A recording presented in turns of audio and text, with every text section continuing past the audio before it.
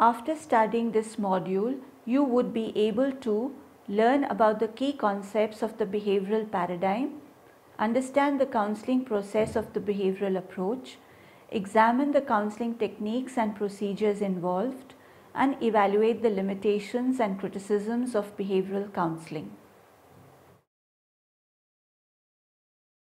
Behavioral counseling, initiated during the 1950s and 1960s, presented a powerful challenge to the principles of psychoanalysis. Behavioral counseling focuses on observable behaviors rather than the unconscious, on the present rather than the past, and on short-term treatment, clear goals and rapid change had considerable appeal. During the past 50 years, behavioral counseling has continued to evolve and currently plays an important role in psychology, providing a variety of helpful strategies of use in a broad range of settings and with a diverse clientele. As its name implies, behavioral counseling focuses entirely on specific behaviors with the goal of changing or modifying that behavior. Health-related behaviors such as smoking, obesity, and sedentary lifestyle have recently become the focus of increased interest because these unhealthy behaviors have been linked to illness and preventable deaths. Similarly, childhood behaviors such as bedwetting, tardiness, or poor sleep habits can become the focus of counseling attention. Adult behaviors such as speeding, drinking, phobias, etc. can be modified as well. In fact, almost any human behavior can be the subject of behavioral counseling. It has been referred to as the first wave, with cognitive behavioral counseling being the second wave. The third wave in behavioral counseling refers to the introduction of mindfulness and acceptance and commitment into the cognitive behavioral tradition. Modern behavioral counseling is grounded on the scientific view of human that implies a systematic and structured approach to counseling. This view does not rest on a deterministic assumption that humans are a mere product of their socio-cultural conditioning. Rather, the current view is that the person is the producer and the product of his or her environment. Whereas radical behaviorists such as Skinner ruled out the possibility of self-determination and freedom, the current trend is towards developing procedures that actually give control to clients and thus increase their range of freedom. Behavior modification aims to increase people's skills so that they have more options for responding. By overcoming debilitating behaviors that restrict choices, people are freer to select from possibilities that were not available earlier. Thus, as behavior modification is typically applied, it will increase rather than stifle individual freedom. Basic characteristics and assumptions. Spiegler and Gurmont listed 7 recurrent themes that characterize behavioral counseling. Behavioral counseling is based on the principles and procedures of the scientific method. Experimentally derived principles of learning are systematically applied to help people change their maladaptive behaviors. Conclusions are based on what has been observed rather than on personal beliefs.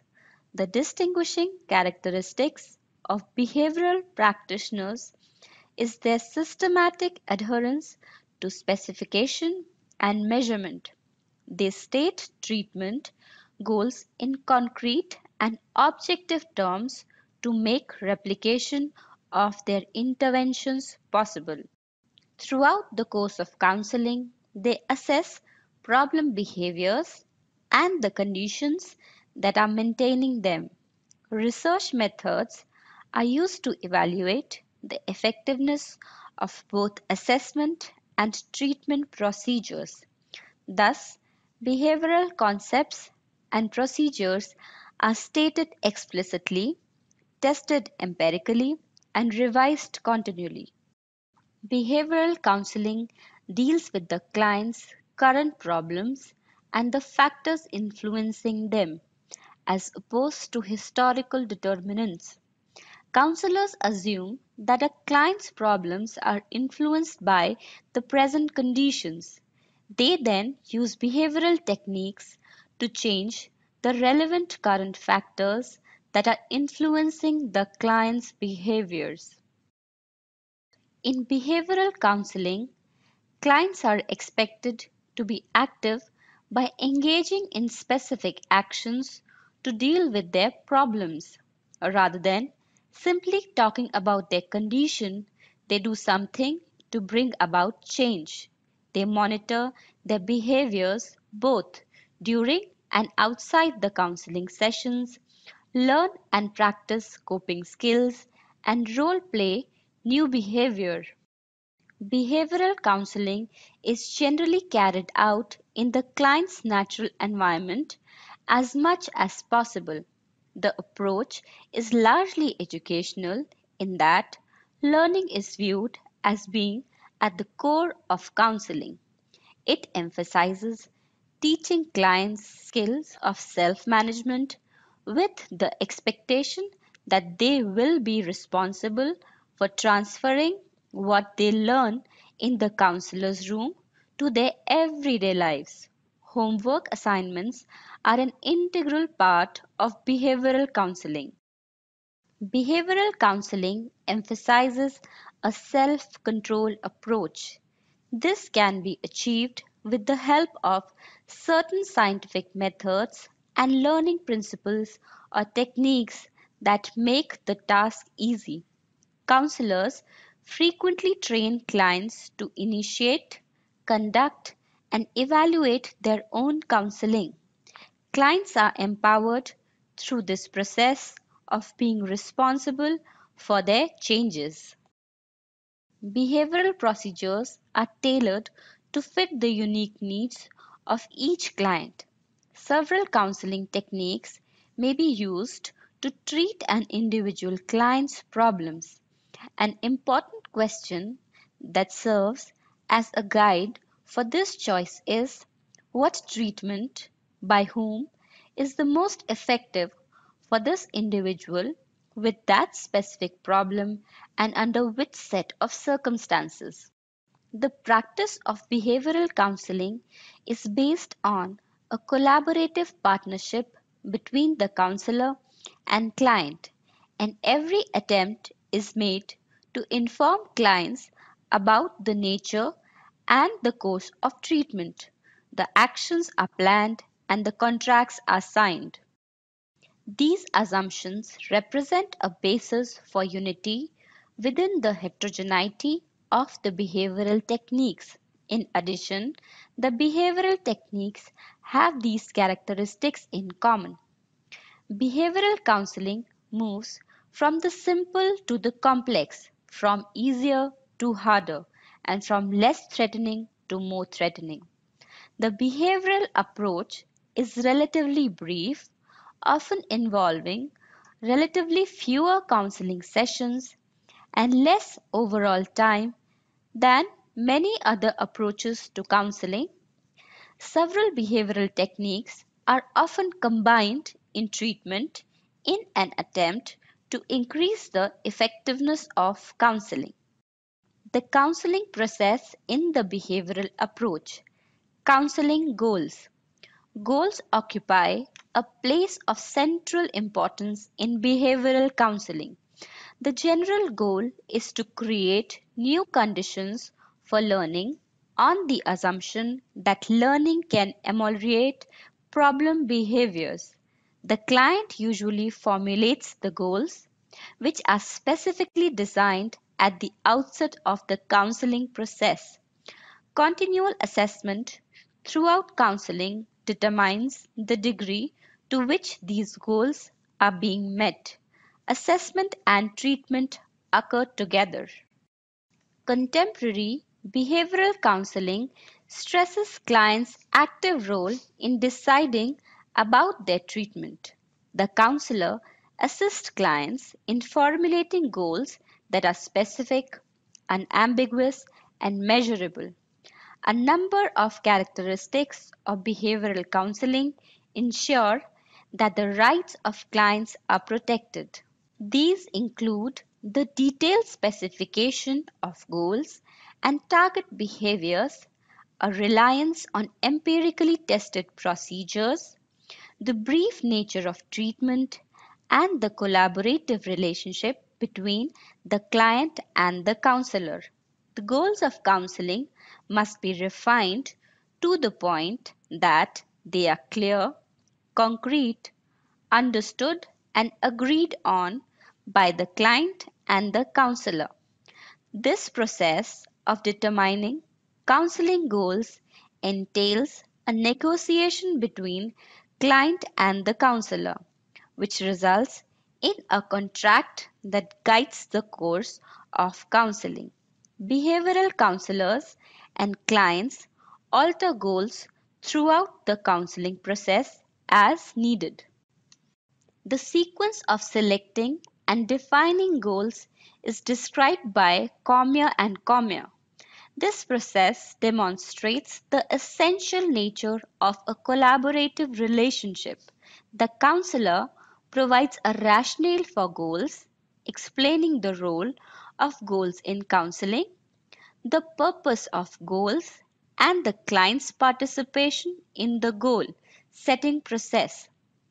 The client specifies the positive changes he or she wants from counseling. Focus is on what the client wants to do rather than on what the client does not want to do. The client and the counselor determine whether the stated goals are changes owned by the client. Together, the client and the counselor explore whether the goals are realistic. The cost benefit effect of all identified goals are explored, with counselor and client discussing the possible advantages and disadvantages of the goals. Client and counselor then decide to continue seeking the stated goals, to reconsider the client's goals, or to seek a referral. Once goals have been agreed upon, a process of defining them begins.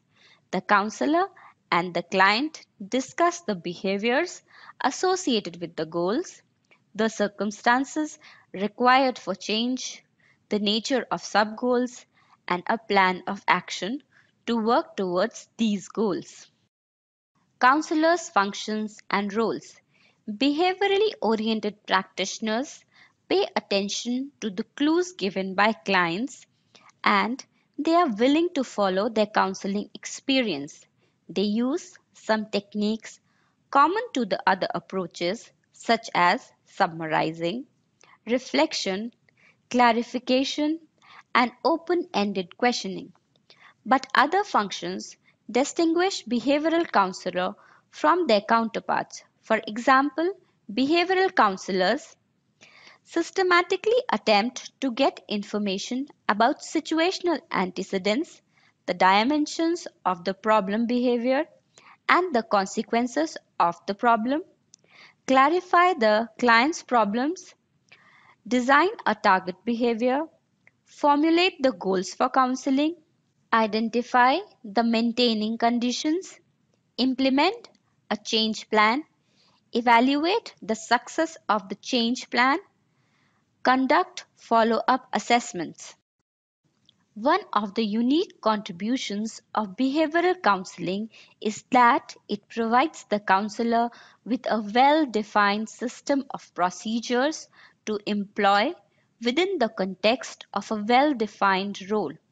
It also provides the client with a clear role and it stresses the importance of client awareness and participation in the counseling process. Behavioral counseling is characterized by an active role for both the counselor and the client. A large part of the counselor's role is to teach concrete skills through role playing, modeling, behavioral rehearsal, and feedback. Likewise, the client engages in modeling, role playing, rehearsal, and other active behaviors as a part of counseling and generally receives active homework assignments such as self monitoring of problem behaviors to complete between counseling sessions. Clients must be motivated to change and must be willing to cooperate in carrying out counseling activities both during counseling sessions and in everyday life. If clients are not involved in this way, the chances are slim that counseling will be successful. Clients are encouraged to experiment for the purpose of enlarging their repertoire of adaptive behaviors. They are helped to generalize and to transfer the learning acquired within the counseling situation to situations outside counseling. Counseling is incomplete unless actions follow verbalizations. Indeed, it is only when the transfer of changes is made from the sessions to everyday life and when the effects of counseling are extended beyond termination that counseling can be considered successful. It is clear that clients are expected to do more than merely gather insights. They need to be willing to make changes and continue implementing new behaviors once formal treatment has ended. Some clinical and research evidence suggests that a counseling relationship, even in the context of a behavioral orientation, can contribute significantly to the process of behavior change. A good counseling relationship increases the chances that the client will be receptive to counseling. Not only is it important that the client cooperate with counseling procedures, but the client's positive expectations and hope for success about the effectiveness of counseling often contribute to successful outcomes. The skilled behavior counselor conceptualizes problems behaviorally and makes use of the client counselor relationship in facilitating change. Most behavioral practitioners do not assign an all important role to relationship variables. Instead, they contend that factors such as warmth, empathy, authenticity, permissiveness, and acceptance are necessary but not sufficient for behavioral change to occur. The client counselor relationship is a foundation on which counseling strategies are built to help clients change in the direction they wish. Lazarus maintains that unless clients respect their counselor, it will be difficult to develop the trust necessary for clients to engage in significant self disclosure. But, he adds, counselors need an array of counseling skills and techniques to employ once an effective client counselor relationship has been established. Behavior counselors tend to be active and directive and to function as consultants and problem solvers because they use a coping model in instigating behavioral change in the client's natural environment. It is important that they be personally supportive. Planning and implementing behavior change. Helping people change behaviors involves a series of steps that can, of course, be adopted to meet the needs of a particular person or problem. These steps are reviewed here, illustrating them with the example of a case, Mr. Y, whose supervisor reprimanded him for getting to work late. By learning and reviewing these steps, readers can both incorporate them into their work and apply to themselves. These steps facilitate change in a variety of undesirable behaviors, including overeating, substance misuse, poor time management, unsatisfactory performance at work or school, inappropriate expressions of anger, children's misbehavior, insufficient exercise, smoking, unwanted personal habits such as nail biting, and deficiencies in social skills. Step 1. Describing the behavior. The first step in changing actions is describing the target behavior in specific and measurable terms. Both the undesirable behavior and the desirable changes should be specified. Mr. Y's presenting concern was arriving late to work. First, the undesirable behavior was explored in detail. Mr. Y worked full time and had a wife and 3 children. His days were full and demanding. Because he had little time to unwind, Mr. Y would stay up until about 2 a.m. watching television so that he could have some time to himself. In the morning, he was tired and had difficulty rising early enough to help his wife get the children ready for school. As a result, mornings were usually very hectic. The children sometimes missed the school bus, requiring Mr. Y to drive them to school. Even when the children caught the bus, Mr. Y was usually at least 30 minutes late to work. Obtaining a full description of the undesirable behaviors made it clear that Mr. Y's lateness was a complicated situation with many contributing factors. Mr. Y excused his lateness by explaining that he often worked through his lunch hour and stayed late at work. However, he recognized that his job description stated his working hours as 9 a.m. to 5:30 p.m. and that he was not adhering to these hours. The desirable changes he sought was clear: arriving at time on work on a regular basis. He also hoped to better manage the needs of his family while having more time for himself. Step 2. Establishing a baseline. Once the problem behaviors have been clearly described, a baseline can be obtained, reflecting the severity and the frequency of the behaviors at the inception of counseling. To determine the baseline, client and counselor must agree on the following: ways to measure the behavior.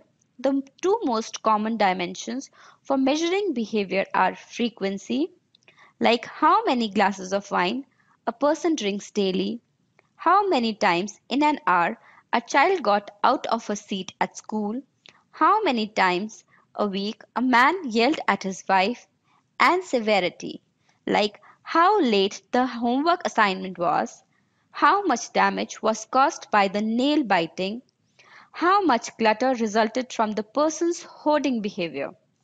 Describing the behavior in clear and specific terms facilitates its measurement. For example, the problem of a messy house is difficult to assess unless it is described as including a floor piled with clothes, 6 boxes that remain unpacked, and a mildewed shower. Ways to record the measurement. People in treatment generally keep a record of their behaviors. Mr. Y used his date book to record his schedule for 5 days. He listed the times when the alarm went off, when he got out of bed, when he arrived at work, when he left work, and when he went to bed. For each day, he also wrote a brief description of what he did between rising and arriving at work. In his next session, Mr. Y reviewed his records with the counselor. He set his alarm for 6 a.m. each morning, but he rarely arose before 6:30. He was 30 to 45 minutes late to work each day, twice because he had to drive his children to school, once because he was delayed by his daughter who had misplaced her homework, once because the dog required attention, and once because Mr. Y slept until 7 a.m. He left work before 6 and 6:30. 4 out of 5 nights he watched television until nearly 2 a.m. Step 3. Determining goals. Goals should be meaningful, clear, specific, measurable, and achievable. They should be logical outgrowths of the baseline information. Both counselor and client should understand and have a record of the goals, and both should agree that the client could accomplish the goals without extreme difficulty. Success in reaching goals is reinforcing and encourages people to tackle more challenging goals, but failure to achieve goals can be discouraging, leading people to doubt themselves and their abilities. Consequently, goals should be designed to facilitate accomplishment rather than frustration. Although Mr. Y was eager to make changes so that he could get to work on time each day, the complexity of the problem, as well as its severity, as reflected by the baseline, suggested that goals should be approached gradually and incrementally. Mr. Y established an initial goal of getting to work by 9 a.m. at least once during the next week and getting to bed by 1 a.m. at least 3 times during the week. In this case, some other specific sub-goals need to be set. For example, ensuring the backpacks of children before going to bed by children, sleeping a little early, maybe half an hour early this week and an hour early by next week, and the like. Step 4. Developing strategies. The next step in the process of changing behavior is identifying strategies to help people achieve their goals. Because the next module reviews many specific strategies, it will not be repeated here. However, counselors should consider several categories of strategies when helping people move towards their goals. Skill development and education. People often need to develop new skills and learn new information to help them change problem behaviors. These might include assertiveness and communication skills, parenting skills, time management, decision making, and others. Impulse control. Problems with impulse control are often a key element in undesirable behaviors.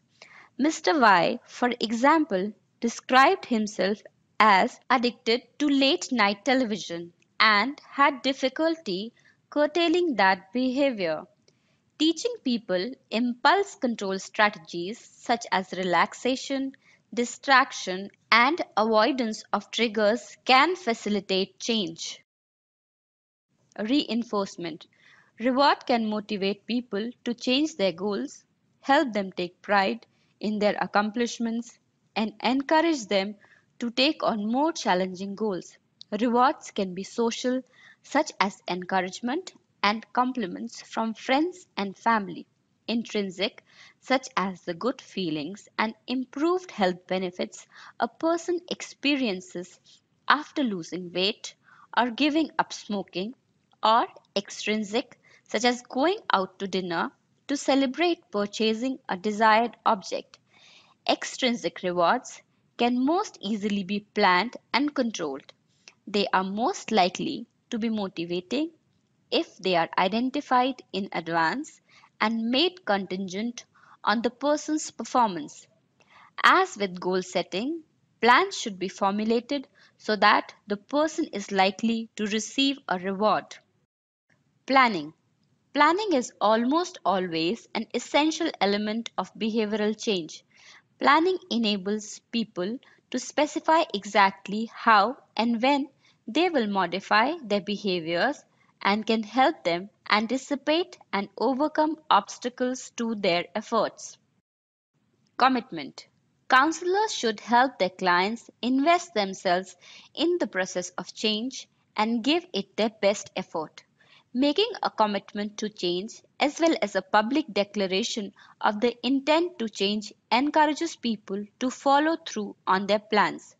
The resolve can be further solidified through a written contract with the counselor and by talking about their goals and plans with friends or family members who can give them support and encouragement.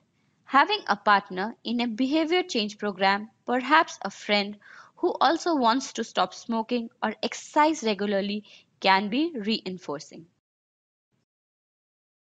Mr. Y's strategies. Mr. Y and his counselor identified the following helpful strategies.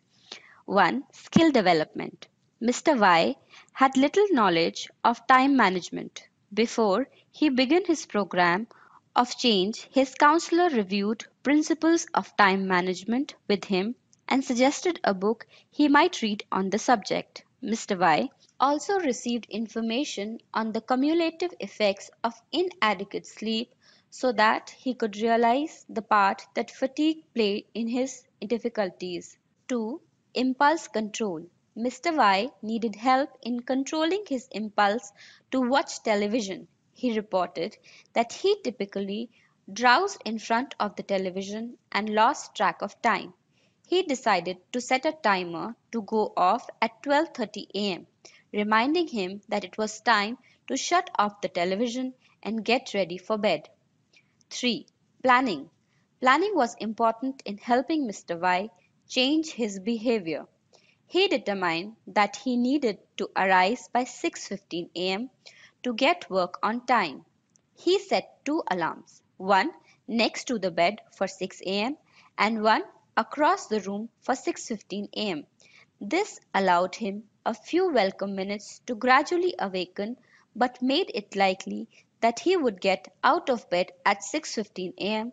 to shut off the second alarm.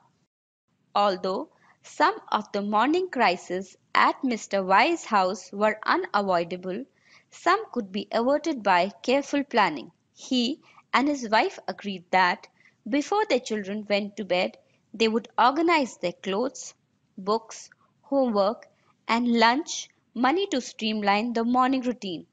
The two older children were asked to assume responsibility for setting the table and putting out the breakfast food. To help Mr. Y shift some of his relaxation time to an earlier hour, he and his wife agreed that they would alternative taking responsibility for the children each evening. While one person was in charge of baths and homework, the other had an hour of quiet time to relax, read, or watch television. 4. Reinforcement.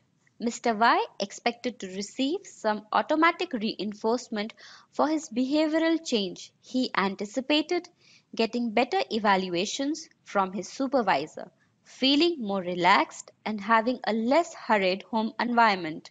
In addition, he decided that once during each week in which he achieved his goals, he and his wife would hire a sitter so they could go out for dinner. This extrinsic reinforcer enhanced Mr. Y's sense of relaxation and positive feelings about his family. 5. Commitment. Mr. Y and his counselor wrote up a contract, including goals and strategies. Mr. Y shared this with his wife and asked her to help with his change efforts. Step 5. Implementation. Once goals have been established and strategies determined, the plans for behavior change are implemented. People should keep a record of their progress as they did when determining the baseline of the undesirable behaviors. They also should make notes about anything that facilitates or hinders the implementation. Mr. Y found that he did well with the parts of his plan that were under his control but had difficulty persuading his children to help out in the morning and prepare for school the night before. He planned to ask the counselor for some help with this situation. At regular intervals, clients and counselor monitor progress to maintain and reinforce successes and address difficulties in the plan. Prolonged experiences of failure are demotivating and can thus harm the client. The targets are therefore set as simple and easy sub-goals. Only after achieving one at a time, the efforts to achieve the next sub-goals are begun. So a constant and continuous assessment along with the continuous encouragement by self and others is required. When discussing the outcome of clients' behavior change plans, counselors should be encouraging and optimistic but not judgmental, critical, or blaming.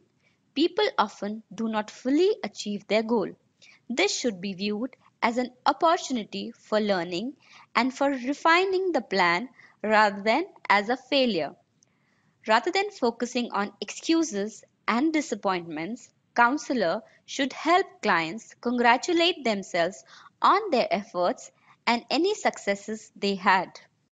The initial assessment of Mr. Y's effort indicated that he got to work on time 2 days out of 5 and was less than 30 minutes late on the other days. He arose by 6:15 a.m. every day and went to bed by 1 a.m. on 4 out of 5 nights. He felt that he could get to bed even earlier in the future without much difficulty. He had enjoyed the hour of quiet time in the evening, even though he and his wife implemented that change on only 2 evenings. The children made progress in organizing themselves but were reluctant to accept new responsibilities. Step 7, Reinforcement. As behavioral counseling techniques are based on learning principles, reinforcement as a tool to strengthen and maintain the new behaviors is an integral part of the process. Assuming rewards have been built into the change plan and some success has been achieved, people can now reward themselves. Counselor also can cautiously provide some social reinforcement, including praise, taking genuine pride in the client's achievements, congratulating clients on their efforts, and helping them to take pride in their accomplishments. However, counselors should place more emphasis on encouraging clients to praise themselves. Counselors who make positive as well as negative judgments of their clients risk imposing their values on clients and detract from clients' self direction and self esteem. Mr. Y experienced both intrinsic and extrinsic rewards for his efforts. When he reached his work in time, it was acknowledged by his colleagues and boss. This was a natural extrinsic reward, leading to other intrinsic reinforcements. He felt proud of his success and also felt less fatigued. In addition, his wife had complimented him for reducing some of the morning chaos. He hired a sitter and made dinner reservations so he and his wife could celebrate his success. This last stage of a behavioral change plan takes one of the three directions. Number one, if the plan had shortcomings and clients did not reach their goal, clients and counselor consider what revisions in goals and strategies are likely to lead to the greater success. Considerable attention may be paid to the strengths and weaknesses of the original plan to determine how it needs to be improved. 2. If the plan was successful but the client has additional goals or wants to build on the accomplishments of the initial plan, client and the counselor agree on new objectives and develop strategies to facilitate their accomplishments. 3. If clients are satisfied with their accomplishments, they work with their counselor to solidify those gains and prevent relapse. Strategies such as involvement in a peer support group, ongoing self monitoring, stress management, and periodic follow up sessions are common elements in a relapse prevention plan.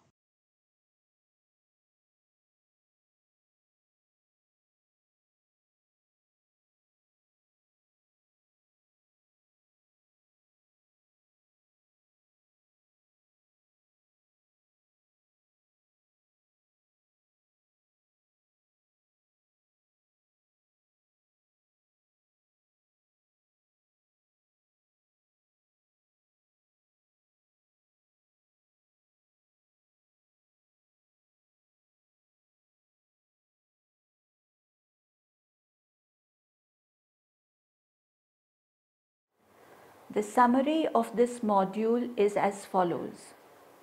Behavioral counselling refers to earning a better control to improve upon unwanted behaviors through counselling. The process of behavioral counselling has been described as well. The process is similar to other forms of counselling, and the essential skills are also required on the part of the counsellor with an additional knowledge about the learning principles that develop individual behaviour and their application.